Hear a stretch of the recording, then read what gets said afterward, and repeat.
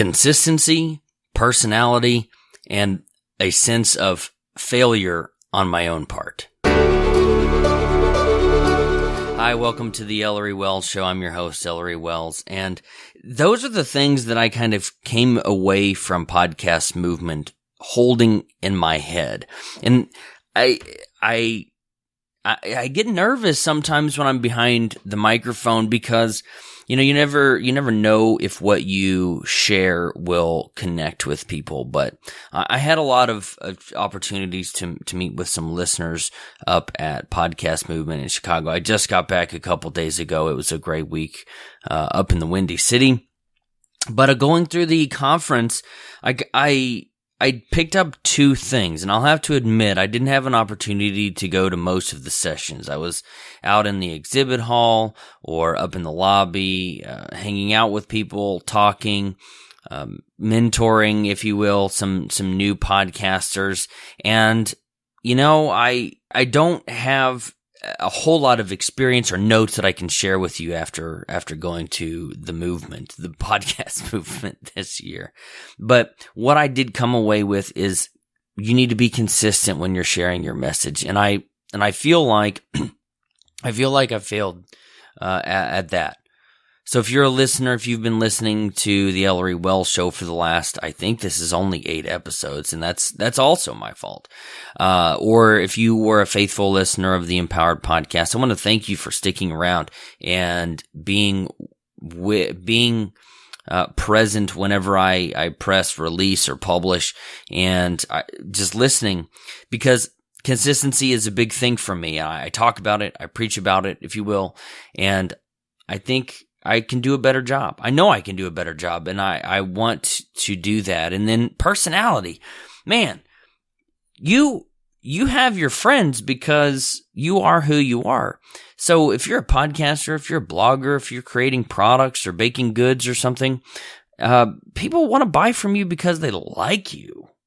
I mean, you're not going to go support a business that you don't agree with. So put things out there that people can agree with. Put your personality in there. And I think I'm trying to do that. Maybe over the next few weeks, if you're really curious, I can share some personality tests that I've taken. One of my clients is really wanting me to take a few of these things. So I'd love to share that with you if you're interested. If you're not, don't worry about it. But let me take a second. If you want to contact me, Ellory@ElloryWells.com. I'd love to hear from you. Anyway, finally, the last thing that I want to share before we go into this coaching call, I've got a really good one, guys, is that we can fail but still move on. There's a saying out there that says you can't fail, right? You have to, if you want to succeed, you can never fail. I fail all the time. Or maybe it's that you can't quit. I don't know. But a lot of misguided information and advice out there. I fail and I quit all the time. If you know something's not going to work, you should quit it. And so many people, they think, oh, what was the quote? What were we watching last night? We were watching, I don't remember what the show was. No, that wasn't it. Anyway, but it was like you don't feel like you're good enough to win, so you don't even try. I just wonder if that's you, maybe. I don't know. I looking back at my own life, this kind of failure to get started. I wish I remember what show that was. Maybe you've seen it and you'll remind me. But there's this sense of that we don't in ourselves within our own heads believe that we're good enough, worthy enough of success, and this subconscious thing is trying to keep us from moving forward in a positive direction. I don't know. I'm just throwing that out there. Whatever I was doing when I was watching that show, that really hit me, and I want to give this to you as we go right into the coaching call with Brenda. Is that your point of greatest failure? Maybe it's embarrassment, whatever it is. This point of failure that's in your past that you're not proud of. Maybe that's the thing, that event, in that time in your life that will, when you share it, will allow you to connect with other people. We all go through unique things. We all go through crazy times in our lives, and we think that we are the only ones. I want to encourage you that you aren't the only one, that there's somebody out there who not only will relate to your story, but will find courage in hearing your story. And I did that a lot with the Empowered Podcast. I found people who had gone through some stuff, some really crazy negative things, a brain injury, a car wreck, a divorce, a bankruptcy, whatever. And they came through it on the other side. And we can't let these failures define us. However, I want to encourage you that this time, this period of failure, something that you're not so happy about sharing, once you heal through that, it might be the thing that will allow you to connect with other people. So anyway, we'll do a quick intro. We'll throw that up here, and then we'll go into a call with my friend Brenda McGraw. Hi, and welcome to the Ellory Wells Show, where real entrepreneurs talk about real problems and real goals and real solutions to help you start, build, and grow your business. I'm your host, Ellory Wells. Welcome to the show. Okay, so I almost forgot. Between recording this episode and the last episode, I've gotten a completely new computer. So I'm just kind of curious if you think I sound different. Whenever I was editing that last piece, I felt like I sounded a little bit different. So I want to make sure I'm still okay on your end. Of course, I'll listen to it and make adjustments and those kinds of things. But ultimately, I want to make sure I'm sounding good in your ear, in your car, whatever. Just let me know. And then while I was editing, I wanted to point out one other thing is when I'm talking about failure, I'm not talking about in the largest sense, like, oh, my life is not how I wanted it to be. I just wanted to point out real quick, people will like not publish a blog post because they think it will fall on its face, or they won't put out a product because they think it's got to be perfect. And then they psych themselves out knowing that it won't be perfect, so they just don't do it at all. I'm not talking about big, massive, life-changing failure. I'm talking about on a small scale. Don't let the fear of failure stop you from getting started in the first place. I did go to a session with my friend Christina Cantors. I had her on my last podcast, the Empowered Podcast. And she was like, all of this stuff that we think was going to happen, people like making fun of us or criticizing us for messing up, falling flat or whatever, it doesn't happen. So just keep that in mind, not just even on the small scale. Keep it in mind that it's okay to fail or have things not go as you would have liked them to. One more thing, the exitstrategybook.com. Exit Strategy's out. It came out last Friday. I'm so proud of it. I'm getting tomorrow, which will be yesterday for you when you listen to this. I'm getting in the copies that I'm going to be sending out to pre-orders. I learned a lot during this process. As of right now, Exit Strategy, it busted the top 50 books in iTunes. It did not hit number one yet, but I have faith and confidence. So if you're listening and you haven't figured, or you haven't, that's not right if you haven't figured it out. If you haven't got your copy of Exit Strategy, go to theexitstrategybook.com. Check it out, buy your copy, and I think it will be one of the best books you will read and one of the must-read books of 2016. All right, let's hit it with Brenda McGraw. All right, Brenda, thanks for joining us on the Ellory Wells Show today. This is, again, our coaching segment, and I want to help you achieve your goals. So my very first question right out of the gate is, what brings you here today? Oh, thank you, Ellory, so much for having me here on your coaching website, podcast. I'm excited to be here with you. And, I saw you send an email out that said you are willing to do this to help people, and I'm very excited. I'm always looking for the next thing that I can learn. I've been a student of author entrepreneurship and how to do technology and websites and all of this over the last 2 years. And so I'm always looking to grow and learn more. So that's why I reached out to you. Cool. Yeah, I sent that email out to the list, and I got a bunch of responses. And as I'm not sure when this will air, but as I have mentioned a few places or a few times, is a lot of people do the just standard interview show. And the person being interviewed gets a chance to share what they're working on, a book or their new program or whatever, and the audience can learn from that. But the person being interviewed doesn't get a whole lot of value from that. And I thought, well, what better way to give value to the person we're talking to and the audience, and for me to get to use my talents as a coach than to have people who would benefit from coaching instead of just hey, come on and talk about your latest thing. So I'm glad you are here. One of the things that you had submitted in your application is you have started your business and you want to grow it. I think that's a fairly common thing. You said you're a smart woman and you're not going to turn away free coaching. And your biggest struggle is time to market and find coaching clients. Tell me how you got started, how you got where you are, and let's look at where you feel like you are in your business. Okay. 2013, I actually joined the Tribe Writers course with Jeff Goins. And that's really where I would say I began my writing career, and just keep moving forward with that. I wrote my first book in 2014. And then at the end of 2014, I opened up my website to collaborate with other women that may have the same, desire, which is to share the gospel, make much of Jesus's name, and to share our own stories through writing and speaking. And so that's how we started. And now I have, 10 writers that write with me, and well, actually less than that now because I've got a couple of openings. So I'm down to 8 right now. So I've got a couple of openings. If anyone is interested, they can get in touch with me through AskGodToday.com. But basically based on that, I've had to really teach myself how to start a website, how to learn how to do MailChimp and do opt-ins and what's involved in all this, because it was a whole new career for me. It was learning things that I had never had my hands in before. I'm an insurance agent by trade, and so I never, if I wanted a website, which I do have an insurance website, I had somebody else do it for me.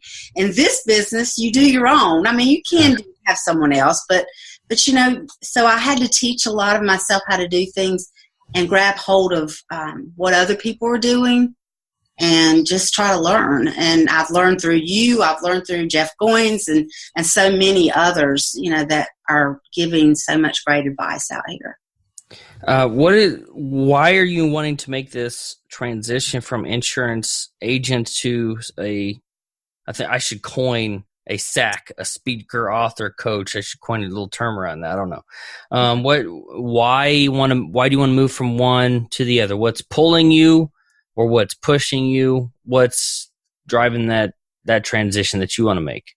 It's always been my heart desire I won't say always, but over the last years, been my heart desire to be in full-time ministry.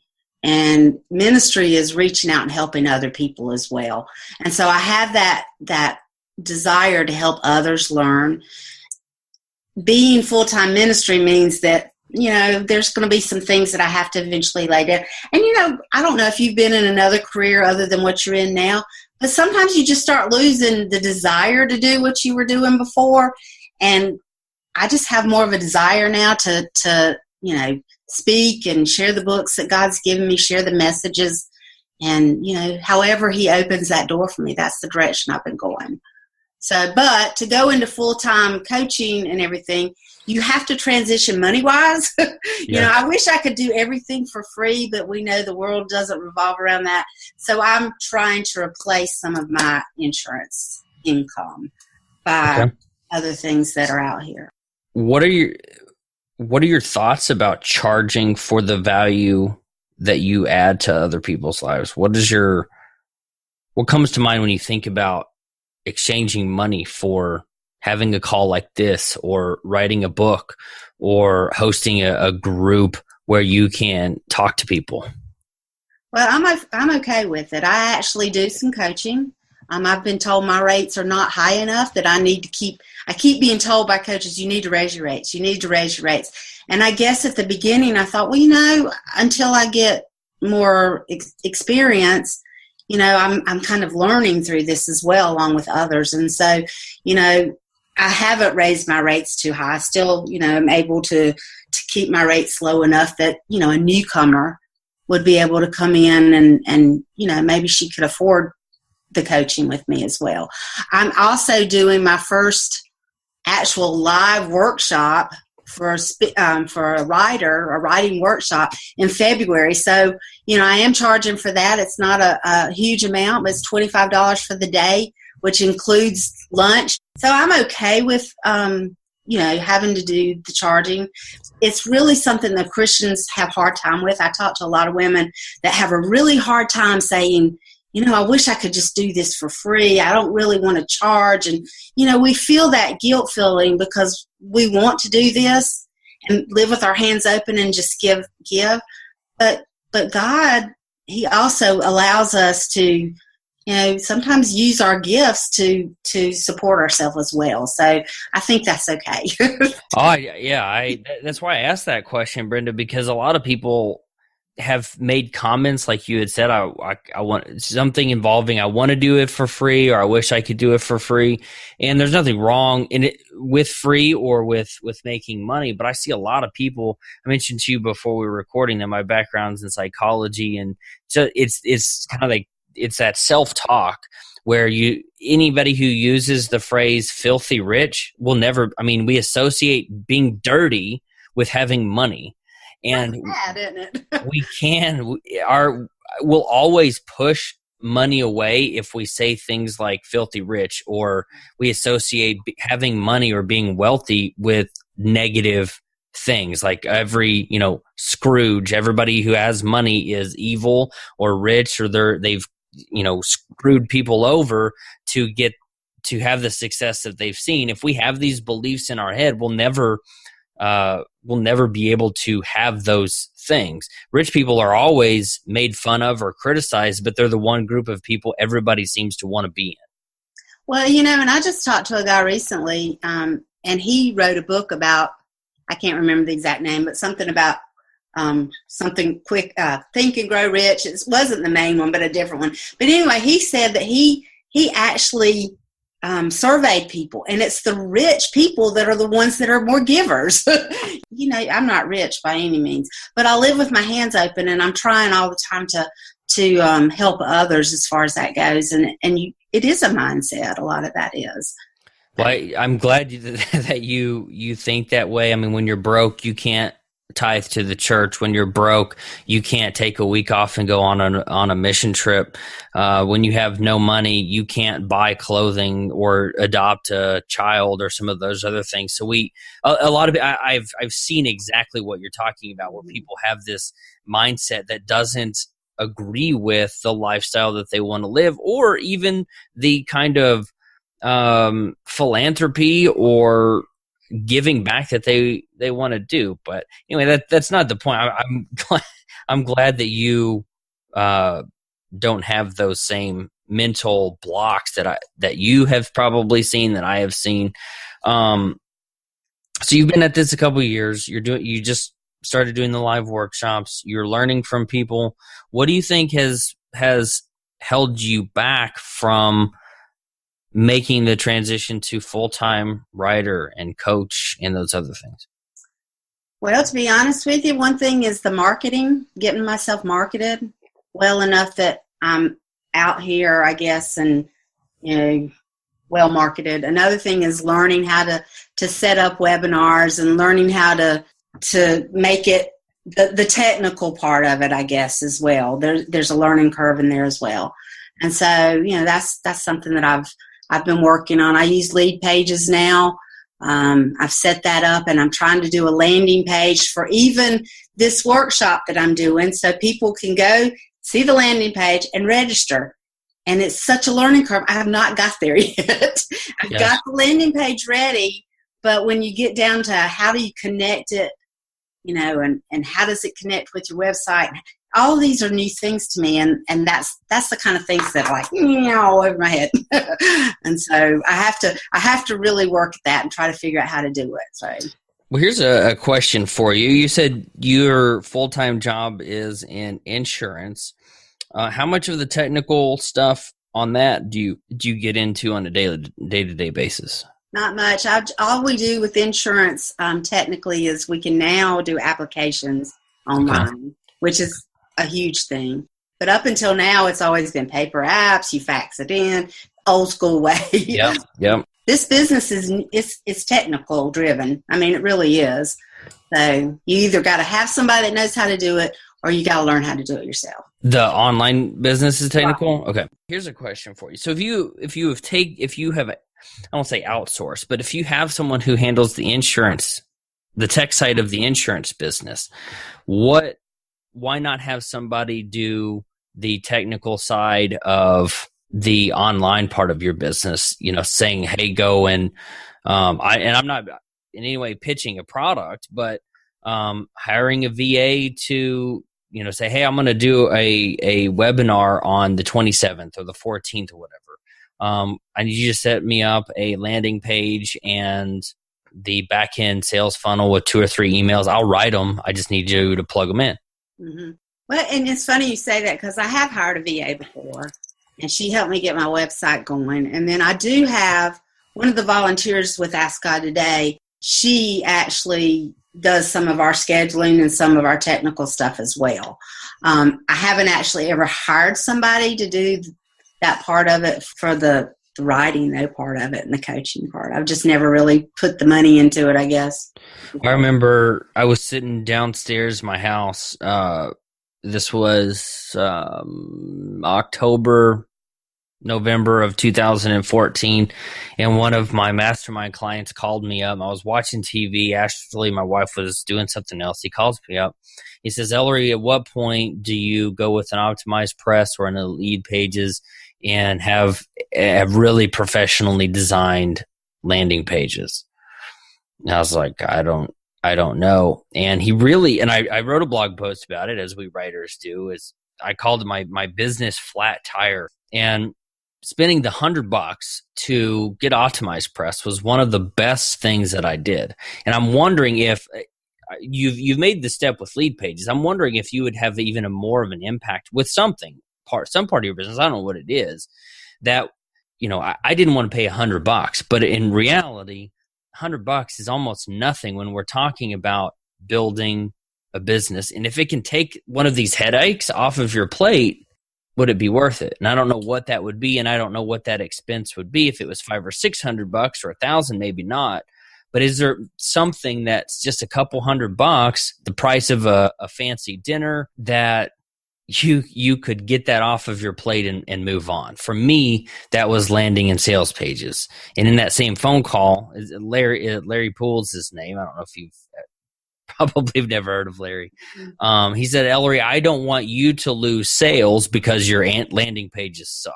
I was like, oh, yeah, well, and it was just this thing, the rest of my business, that's why I called it a flat tire. The rest of my business is trying to go 80 miles an hour down the highway. And I've got this clunker for my landing page, and they were bad.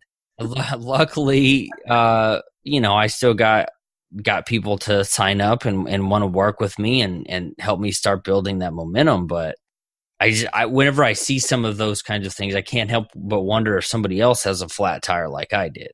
Well, you see, I have invested in a lot of different things. I invested in landing pages. I've invested in, Goins Writer.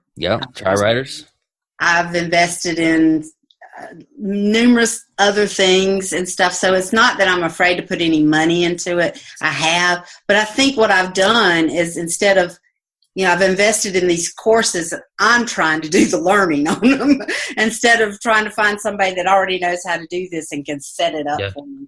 So, yeah, that's a great thought. It's just a matter of finding someone that's already experienced in that and that's not going to charge me an arm and a leg to do it. So I'm also working on a landing page. We're doing our first women's conference this summer.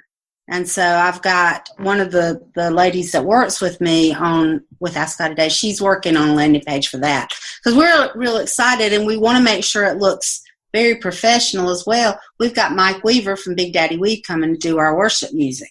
And so we want to make sure that, it looks good. It works well and everything goes well with it. So and then I try to do all of it myself and learn, but that's kind of getting impossible. Yeah, I was there for a long time. And honestly, that story I told you about Larry calling me when I was sitting on the couch, that was really one of the first times I'd spent any sort of money on my website. I wanted it to be a hobby. I wanted it to kind of fund itself, and it does. But I was like, do I want to spend book sale revenue or ad revenue or affiliate link on this? For me, at that point, I'd been, I'd gotten fired from my job in January, and this was like 9 months later, and I still wasn't doing all. It was a struggle. I'm sure you're very well familiar with that. Mm-hmm. And so I was like, do I want to do that? And I thought about it for less than 48 hours, and I just bit the bullet and did it, and I haven't looked back. So what has brought you to this place where, okay, I want to transition from insurance to I want to do this, my version of ministry full time?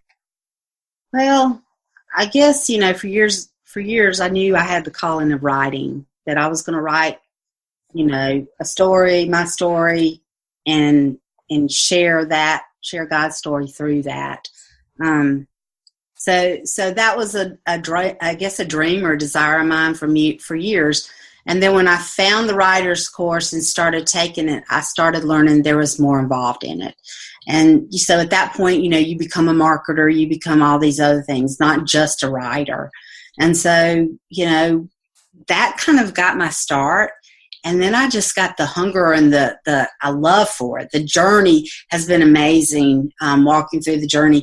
And so when it comes to, writing and speaking, you just don't write a book and then all of a sudden it's on New York Times bestseller list. It just doesn't happen that way. Mm-hmm. Fortunately, I did write my first book, and I hired a coach, and he helped me get my book to a #1 Amazon bestseller, which is, great. Jimmy, right? Oh, yeah.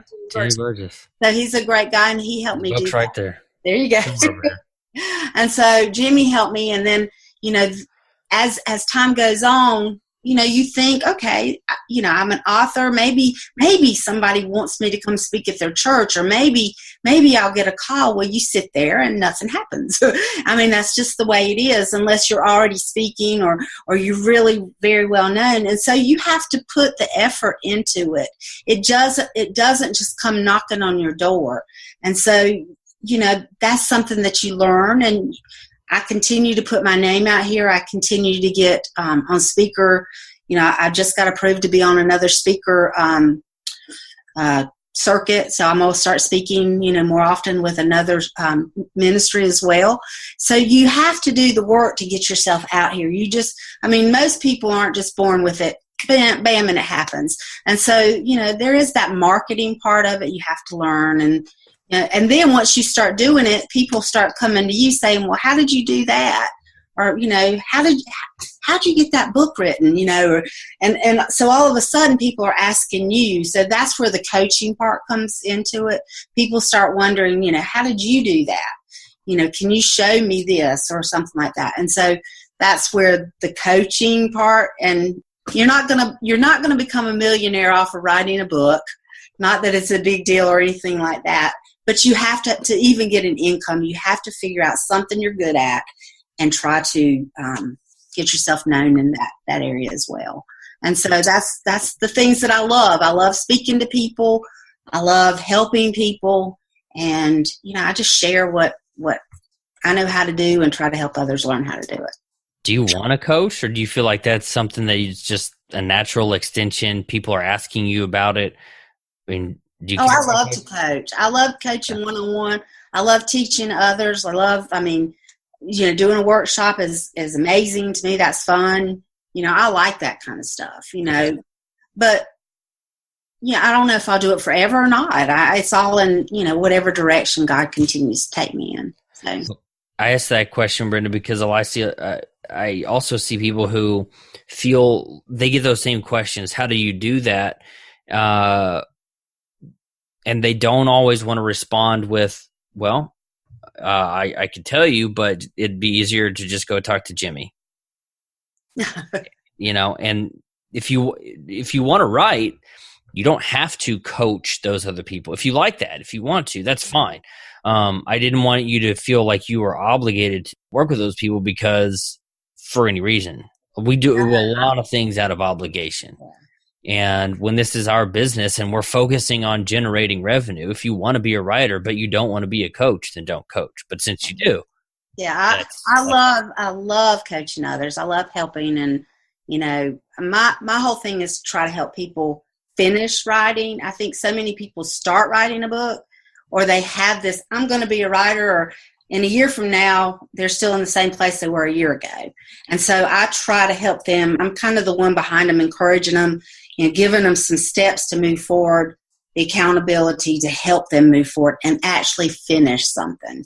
There's a lot of people that never finish. Some people never start. Yep. Well, regarding your coaching, because I think if we look at the coaching, it'll probably help with the writing as well. Just like writing helps with speaking helps with writing, all those kinds of things. I think if we start with the coaching piece and a few questions, it would help with both. What makes you unique? You can sound as cocky and arrogant as you have ever sounded. Like you could say this only to your mom. What are you better at than anybody else? That's kind of hard, but I guess. What was the first thing that popped into your head right now? Like, no, I'm not going to say that. No, I'm really mostly encouraging. I really am the one that tries to encourage.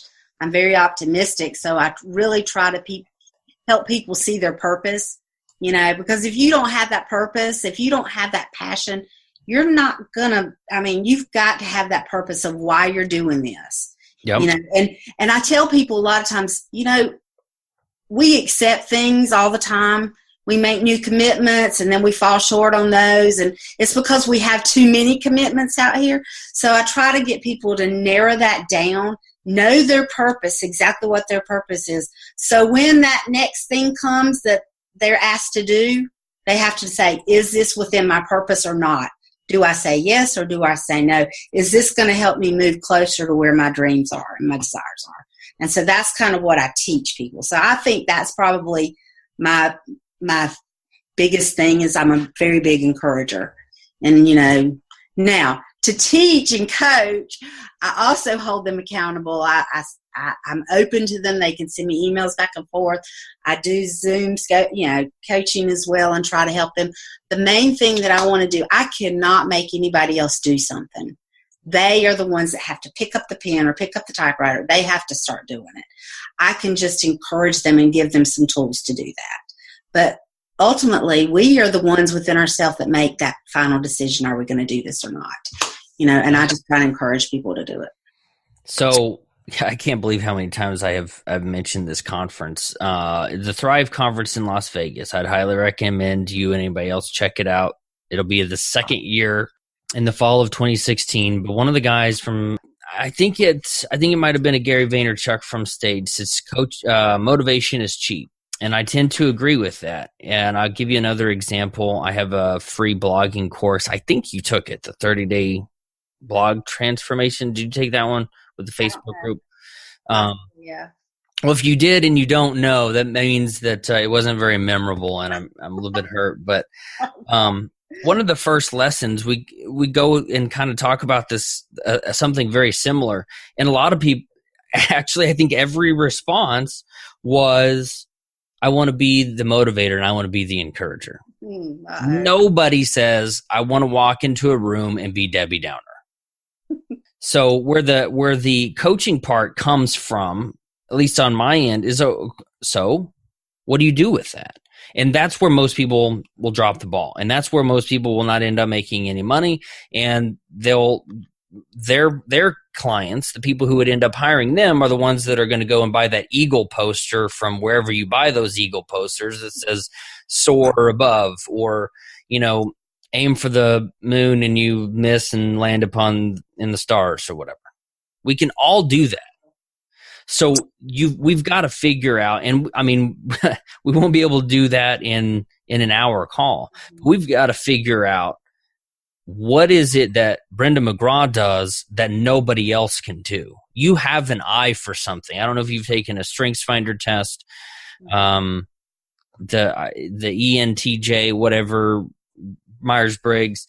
There's something that you do that maybe you're afraid to tell me, maybe you're afraid to tell yourself, that will set you apart. And here's something else that I've observed. And I'm reading Lewis House's book, The School of Greatness.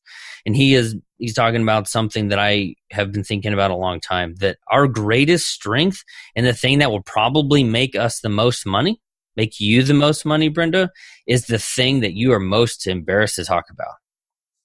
Wow. Maybe it's a bankruptcy, maybe it's a divorce, maybe it's an abuse. And again, for anybody listening, I don't know anything about Brenda other than just a couple things on Facebook, so I'm not picking on her for any of those things. But what I have found, and for me, I was very embarrassed to talk about getting fired. I don't know if you've listened to the Empowered podcast, Brenda, but there's episode 49 where my wife sat right over here and she interviewed me, and we both cried about that process and what it did for our marriage, the business as a whole. And I was terrified to do that. And it was one of the best things I've ever done. I understand. So I don't know what it is over the last 20, 30, 40 years, whatever it is for you, that you're like, man, I don't want to talk about it. I don't want anybody to know about it. But as soon as, again, it could be not even a big deal. I don't know. But when you open up and share what has driven you into being a ministry, and it could have been a spiritual thing, and I'm not, that sounds like I'm mocking it. I've had many of those myself. I'm not. It could be a God calling you to do that, or it could be I had a church pay my electricity bills when I was laid off. And I feel like that is one of the most powerful things that anyone can do, is to help someone in need. By the way, that did happen to me when I was laid off. My church paid several of my bills for a couple months.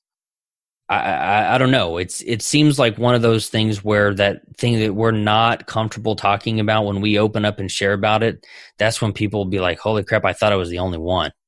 Well, just based on everything that I do, I'm very vulnerable. And so anybody that's actually, or not vulnerable, transparent, change words. Anybody that actually reads anything, they pretty much know my whole history. Because, I went through a divorce, and I've had breast cancer, and I lived with an addict, somebody that was addicted. And so I've had plenty of life stories. I had a heart attack. So there's been plenty of life stories. I am an overcomer. And so, and everybody, we have to determine, are you going to let life defeat you, or are you going to rise above that? And so I'm the one that always rises above that. And that's where I get, the desire to help others. We can live hurt, we can live defeated, or we can choose to find that joy and overcome. And so that's the person that I am deep inside, that drives me to continue to help people. Awesome. I think that's where, if it's not already, where a lot of power will come from in any message that you share. Do you target people who live with addicts? Do you target people who are struggling with cancer, or who are going through people that, I'll just lump them all into one group, who are at the bottom? Mm-hmm. Oh yeah. I mean, I do target those people, but mostly I target it's through women, because women, we all have similar situations. So I mostly target women. Now I do have, men that follow us on our website as well, but mostly it is to women, That's good. The next question is, what other problems do those people that you are targeting, we would probably call an avatar, what other challenges are they facing that you can address or help them solve that fit within your wheelhouse? And that's where the coaching of helping someone finish something. I actually have helped a couple of girls that for years they've just struggled to actually finish their product.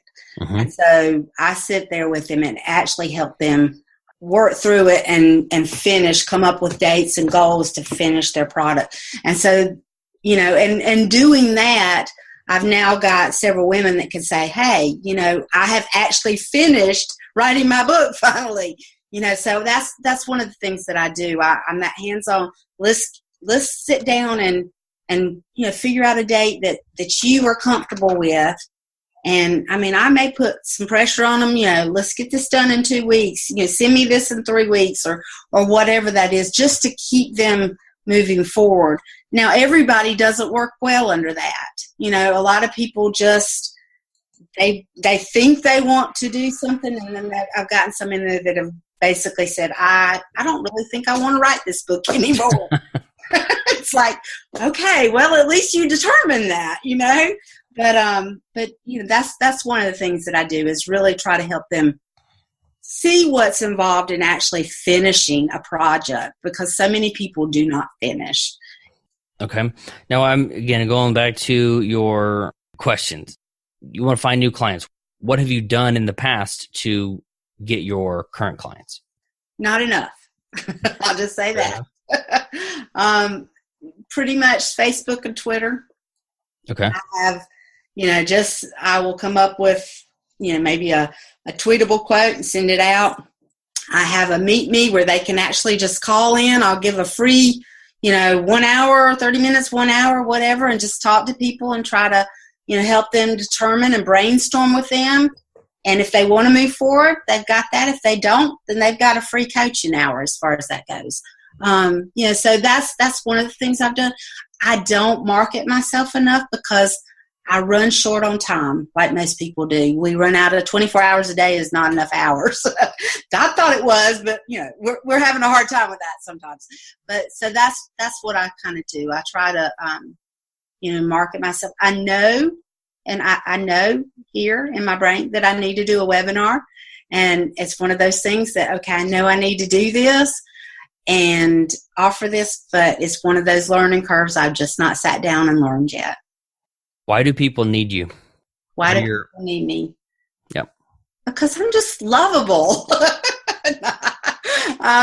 People need me. You know what?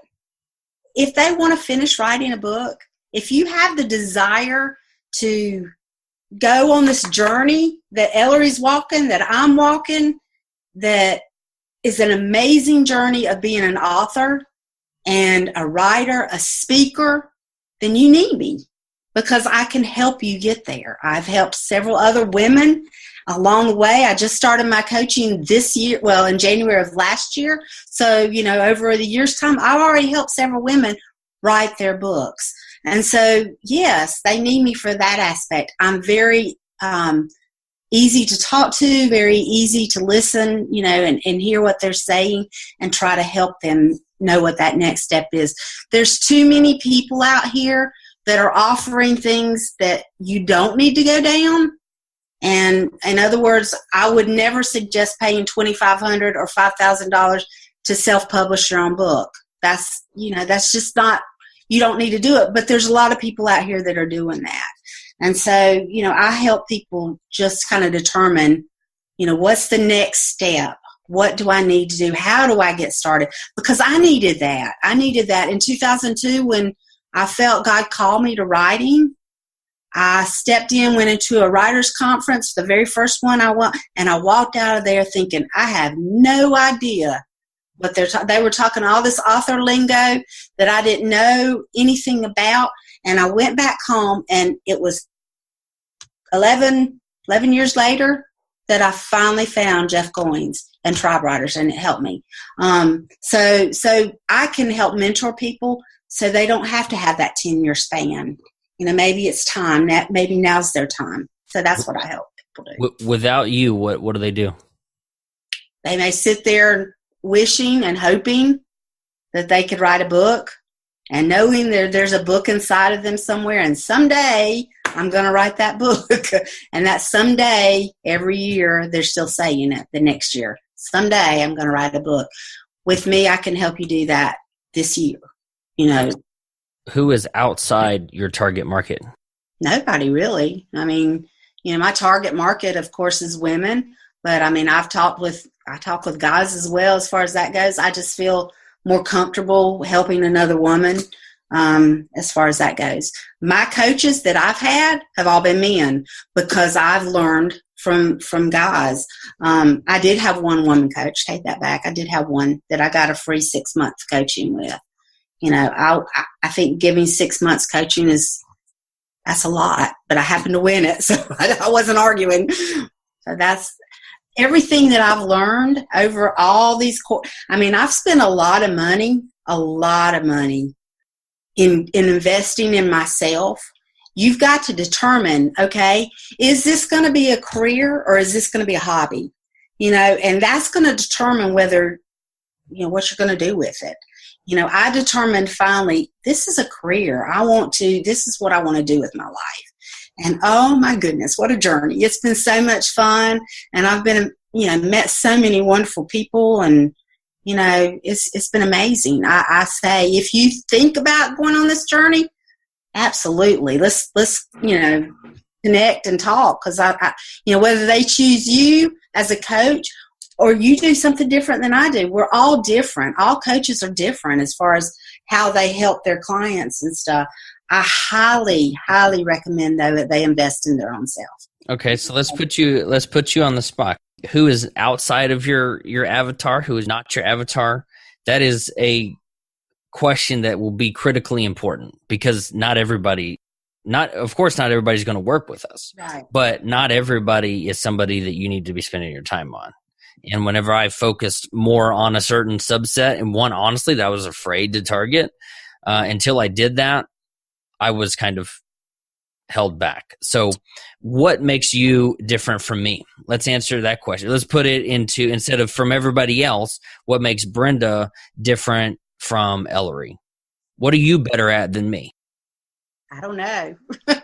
I don't know you well enough to know whether, you know, what's different between us. I don't know. Okay, fair enough. Again, back to that Thrive conference and Gary on stage. He just was spitting wisdom up there. He's like, I wish you all the best in your business, but if you want to create another media company, I'm going to crush you. I will murder you and stomp you into the ground because it's competition. Mm-hmm. So he'll wish you all the best, but if you come at me, I'm going to knock you down. So to help you define who this avatar is, because when you really have the person, maybe it's a female, or maybe it is a male and we don't know it yet. When you find out who that ideal avatar is, you will make more money. Right. Because you'll feel somebody, or on the receiving end, someone's going to hear you talk or read a blog post or read your book, and they're going to say, man, she's talking to me. And when that happens, they'll immediately know, like, and trust you because you've been exactly where they are, and they'll be willing, whether they know it or not, they'll be willing to pay more for it. Because it goes, my wife's in the medical field, and she works with cardiologists a lot. Who makes more money? A cardiologist that specializes, this is relevant to you because of what you mentioned before. Who makes more, the general practitioner, the general guy, or the guy that specializes in hearts? Probably the guy that specializes in hearts. He's an expert. Yeah. And let's turn it around. Do we want to order? Do you like pizza, Brenda? Yes, of course. I love pizza. Okay. So do you want to get your pizza from the guys who specialize in pizza, or from, I'm going to pick on a Jason's Deli, who has everything? Well, if I'm going to get pizza, I want somebody that's going to specialize in it. Exactly. Yeah. And we do same thing for transmissions in cars, for photographers. I mean, there's all kinds of photographers, but if you're going to get one for a wedding, you're not going to get the guy who does a little bit of everything. You're going to get a wedding photographer. Right. So when we're doing this for our own business, we have to say, I'm the best at this. I'm an expert at helping women who have lived with years of abuse, whether it's physical or mental, or they are, they're not the addict, but they're living with one, and it's just a pattern. They just go from one to, if that's you, I've been there, and I will help you break that pattern. Or you want to write a book. I've been that woman who has spent hundreds or thousands of dollars, and I didn't understand it. And my book sat there and nearly died inside for 11 years until I figured out a way to make it happen. And some woman out there is going to say, I have felt like I have wanted to write a book for a long time, and I went to another writer's conference and I didn't understand it either. Mm-hmm. do you see how that's different from everybody? I do. Yeah, absolutely. And it's scary. It was for me anyway, to say, well, everybody, I was like, well, everybody wants to start a business, right? Everybody wants to do that, or even maybe it's worse. Anybody who wants to start a business, I can work with them. That sounds good, but that's not specific enough. I want to talk to the guy who is frustrated at work, who has skills but feels like they're not using them. And they make good money, they're successful, but they know that the corporate ladder doesn't exist anymore. They know they're never going to get the tap on the shoulder and someone's going to say, this is your time, just here's the corner office. And they want to not have all their eggs in one basket anymore. I want the frustrated guy. For a long time, I didn't. And every time I niche down, for use a popular term that we've heard a dozen times or hundreds of times before, it's like the heart surgeon. It's like the pizza guy. As entrepreneurs, I see a lot of people, including myself, who find it scary to exclude people from their target market. I see that. I mean, I know I have learned over the last year that, sometimes you've got people that just want that free hour of coaching, and they're not willing to put any more into it. I don't necessarily want that one person. I want somebody that's similar to who I was, that's willing to invest and learn. I mean, just be that student of learning and really dig in and learn. If they have to teach themselves, if they have to get up at 12 o'clock at night and stay up till 2 doing it, or get up at 5 o'clock in the morning before the kids get up. I want that person that's really driven, that's willing to invest in themselves and wants to make this happen. And you want to take their learning curve from 11 years down to 11 months or 11 weeks. Yeah, absolutely. I mean, share what your I wrote a book in 8 days because I was determined to write this book, because not only was I determined, but I kind of procrastinated a little bit and let the deadline slip up on me. And so at that point I said, I've got to make a sacrifice here. And so my sacrifice was sleep. And so after my husband would go to bed and he gets up and goes to work at 6 o'clock, after he went to bed, we would always go and we always said our prayers, together. But I would get back up and come to my office and work for 2 or 3 hours.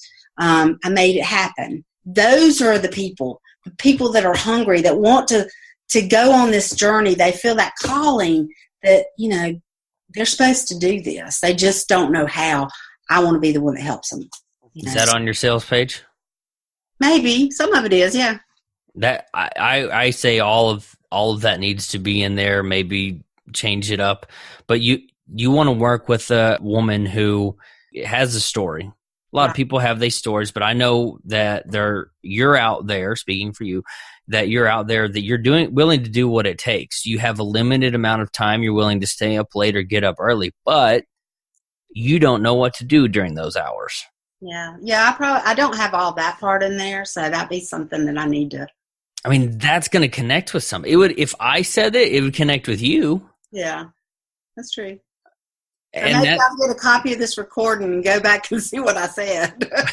Yeah, and you're more than welcome. But again, that's it. Those are some of those things that I can look at this. And I told the last coaching call I did this for, that I have the luxury of being almost completely removed from your situation and story and what you're going through at this point. I mean, we're not, the purpose of this is not to say, hey, we should chat again for the next 6 months. You should hire me. But it's to say, look, this is a very narrow one-time look at, with as little emotion as possible. Here's an objective look at what's going on.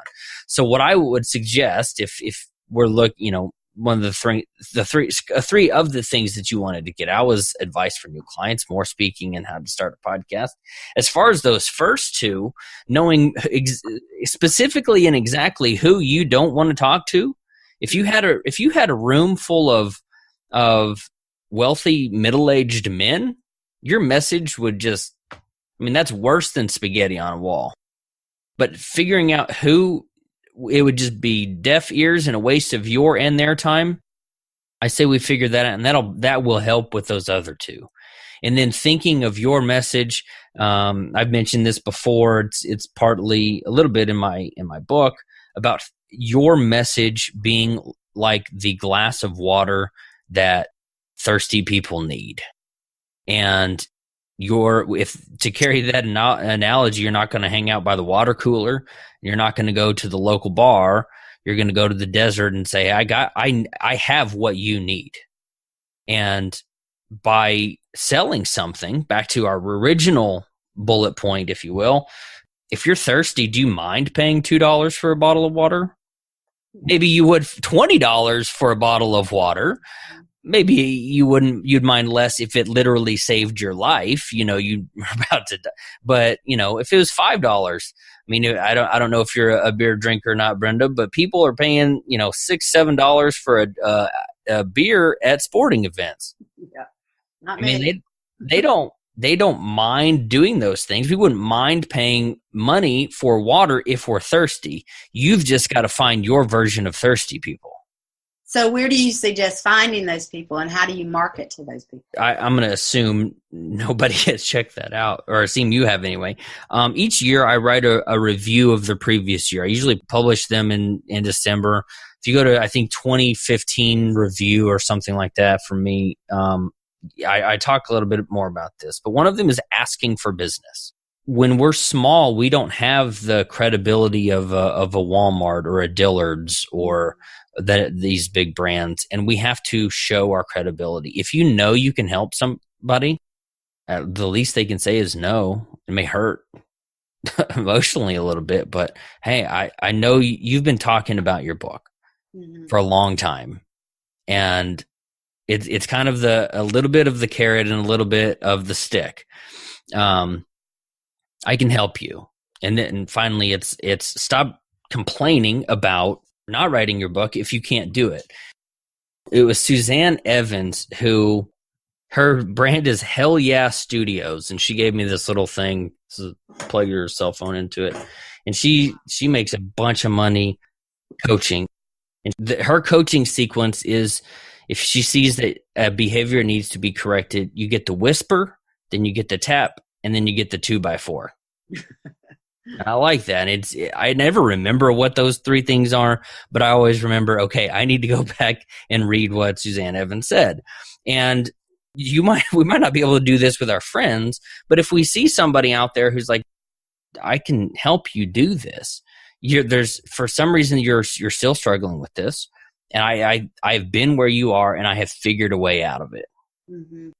And if you go into it with the belief that I have a glass of water and this person is genuinely thirsty, maybe it doesn't work out, but maybe it's exactly what they're looking for. Because I'll give you one more example. It's sort of related.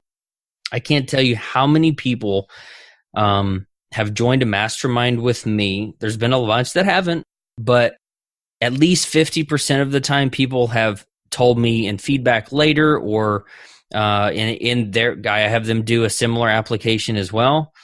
They say this was the perfect time. It's weird. Like, I don't know that it's the perfect time. But it is timing a lot of times. It is, but we don't know it. You Right. don't know it. Yeah, But that someone will like, man, I am so thirsty right now. Thank you, Brenda, for giving me this water.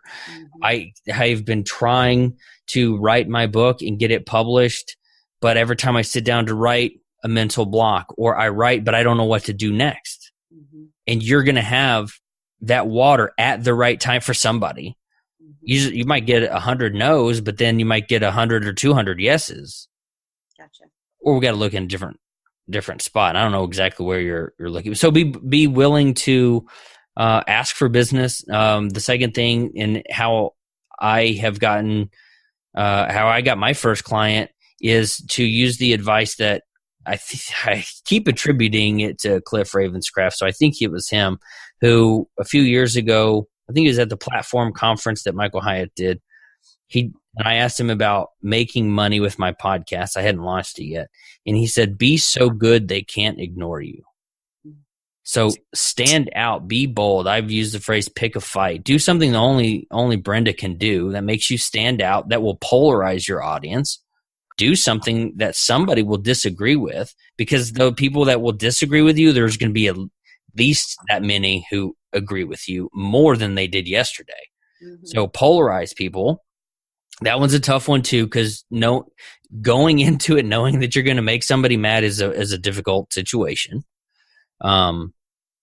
Asking for business, and then figuring out who that avatar is. I have a worksheet, and it walks you through 2 or 3 pages of questions to figure out your avatar. And once you figure out who they are, you know what else they do, what they like, what problems they have. And it is a process. A little bit. I don't know that I've ever gone to the extent of that, but I have looked to see what my avatar is. Questions like, this is what you would get on this avatar. What do they think about? What do they fear? What worries them? What tools do they use? What do they spend their money on? Mm-hmm. How old are they? Why? Let's see. Where are they going with their business? Do they wear dress shoes or tennis shoes? Where do they live? Where do they work? Do they commute or do they not? If your avatar doesn't commute, a podcast might not be the best thing. I haven't listened to a podcast in roughly 2 years because I haven't commuted in 2 years. Mm-hmm. So those types of questions, what do they buy or what do they don't buy? How much do they spend? This will be my last weird analogy. I really wanted to target and help the DIY entrepreneur. But what do DIY entrepreneurs not want to do? They don't want to spend money because they're the DIY entrepreneur. So I had to slowly shift that or figure out how to still help them with a different message or in a different way. That makes sense. Mm-hmm. That was like a weird slap in the face for me. Like, I'm targeting people who have no money or don't want to spend money. That I can't make a living on that. So that led to a series of other questions and all those other things. But some of the best feedback I've gotten for worksheets as opt-ins, that's been probably one of the best ones over the last couple of years. And it came out of the Machine Live conference here in Austin that Digital Marketer did. And I was sitting there with one of my clients, and I just started writing out these questions. And oddly enough, the next day, Ryan Dice is standing up there talking about some of the same things. I don't think we have time to do any suggestions necessarily for podcasting, but I would say stand up. Mm-hmm. Some people will agree with that. Some people don't, but there's that polarization thing. I have more when you're like doing what? When you're recording. Okay. Because right now, I mean, you sit down. Are you sitting or are you standing? You're sitting. I am actually sitting right now. I'm not taking my own advice, but video helps with that. Yeah. But one of my other clients has the same problem, and I gave him the same advice. It's John Stolpe, by the way. He had one of these calls too. So it's no secret that he and I talked about that. We just have kind of this flat's not the right word, and you don't necessarily have it, but you'll have more energy, feel more like you can be animated and move your hands when you talk, like Toastmasters would teach you, or, you know, as you know from speaking, you're more able to do that when you're standing than when you're sitting. So you'll have more energy by doing that. But I've never actually recorded my first podcast or anything. I have done some periscoping and some videos like that, but haven't actually. I have a podcast address. I think I just not used it. So, but that's okay because I've got plenty to keep me busy right now. Yeah, sure. Well, if you do decide, Brenda, and you don't know where to go, and you have the $8, my book, How to Start Your Professional Podcast for $200 or less. It's a short book. It's only like 30 pages, but there are 8 different videos that go with it, including one that's like 20 minutes on how to use Audacity. Like cuts out 90% of the stuff that you don't need. But that's the one that it hit Jimmy helped me get that one on #1 bestseller on Amazon, and it still sold copies for about a year. It's kind of tapered off now. I stopped promoting it, but it's how I started my podcast. Right. I thought it would take a lot of money. You could do that route, or you don't have to. And that's how I learned how to edit it. And I'd never done any of that stuff before. Mm-hmm. Check, that's on my store page. Okay. Well, I appreciate your help. Is any wise words before we leave that you want to give me? Other than what you've already given me. Those other words were not so wise. Yes, I would say be bold. Okay. I mean, do something that you think has a really good chance of failure, and that may include apply that to everything. A blog post that won't go over so well that you really believe in. Asking a client, I know I can help you. I know you don't have to say yes, but I think I have what you need. Be bold. Don't let somebody slip through the cracks because they thought you weren't as interested as you really were. Makes sense. That's historically been a problem for me, and that's something I committed to at the beginning of the year. I'm not going to lose a client because they didn't think I was interested. So be bold. Thank you. All right, Brenda. That'll close us out for today. Any final questions or anything for me? No, you have given me so much to think about, and I've written down a lot of notes. So, yeah, there's a lot of things going through my mind right now. Good. Well, if you have any questions or need some follow-up or something, feel free to shoot me an email. I wish you all the best of luck, and I will see you in the Tribe Writers group on Facebook and around the interwebs. And thank you again so much, Ellory, for letting me learn off of you today and be on your podcast with you, your coaching podcast. Great idea, by the way. I think it's a wonderful idea. Thank you. Hey, okay, so that was a pretty action-packed episode, and I think that I really came to understand the power of this kind of moment of failure, this moment of embarrassment on this call. And I think I want to make sure you hear that, because I just talked to a lot of people. We all have crap. We all have something that it didn't go well, a product launch that just was kind of like, yeah, well, it could have done better, it could have done more. We all have something that we're just not proud of. It may not even be all that negative, it may not even be all that bad. But I just want you to consider that moment in your life might be something that will help you connect with somebody, and it might help be a part of your story that will attract new customers, new clients. If you want to be part of the Ellory Wells Show coaching, if you want an hour with me shared to have your story help somebody else, just like Brenda's story hopefully has helped you, go to ellorywells.com/show8. That's the show notes for this episode. There's links at the bottom of that page and all of the resources. My gosh, we talked about a handful, didn't we? Lead pages, optimized press, Susan, you heard them all. So go to ellorywells.com/show8, check it out.